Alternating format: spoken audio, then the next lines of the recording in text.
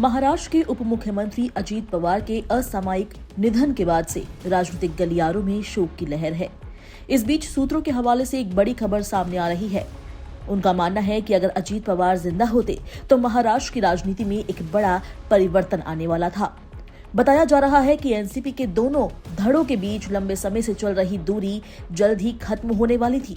Party के वरिष्ठ नेताओं के अनुसार 8 फरवरी को दोनों गुटों के औपचारिक विलय की घोषणा की पूरी तैयारी कर ली गई थी। वर्तमान राजनीतिक स्थिति की बात करें तो अजीत पवार के नेतृत्व वाला एनसीपी गुट राज्य की सत्तारूढ़ महायुति का हिस्सा है, जबकि शरद पवार के नेतृत्व वाला एनसीपी एसपी गुट शिवसेना यूबीटी और कांग्रेस के साथ मिलकर महाविकास अघाड़ी में शामिल है।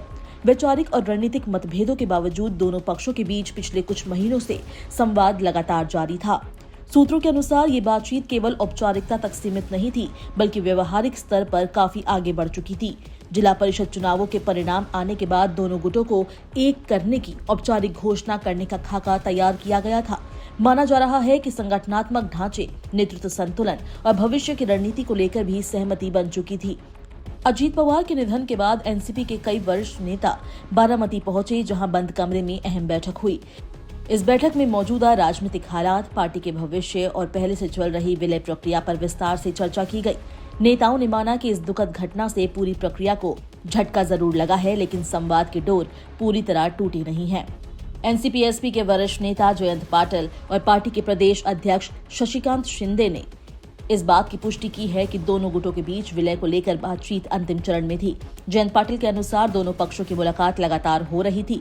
16 जनवरी को उनके आवास पर एक अहम बैठक हुई थी, जिसमें साथ मिलकर चुनाव लड़ने और आगे की रणनीति तय करने पर चर्चा की गई। इसके अगले ही दिन शरद पवार के आवास पर भी दोनों गुटों के नेताओं ने बैठक की थी। इन बैठकों से साफ संकेत मिल रहे थे कि पार्टी एक बार फिर एकजुट होने की दिशा में बढ़ रही है। एनसीपी-एसपी के एक वरिष्ठ नेता ने बताया कि ये पूरी प्रक्रिया बेहद सोच समझकर आगे बढ़ाई जा रही थी।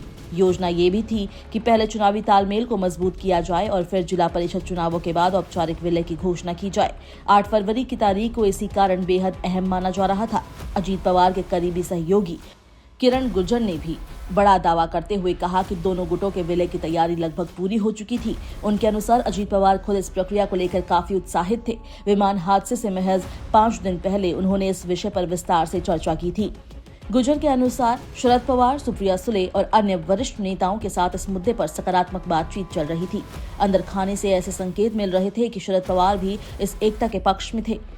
हाल के नगर निकाय चुनाव में पुणे और पिपरी चिंचवाड़ जैसे क्षेत्रों में दोनों गुटों का साथ मिलकर चुनाव लड़ना इसी दिशा में एक बड़ा कदम माना जा रहा था। किरण गुर्जर ने भावुक होते हुए कहा कि अब अजीत पवार की अनुपस्थिति में ये जिम्मेदारी और भी बढ़ जाती है कि पार्टी के दोनों गुट एक साथ आएं और उनके अधूरे सपने को आगे बढ़ाएं।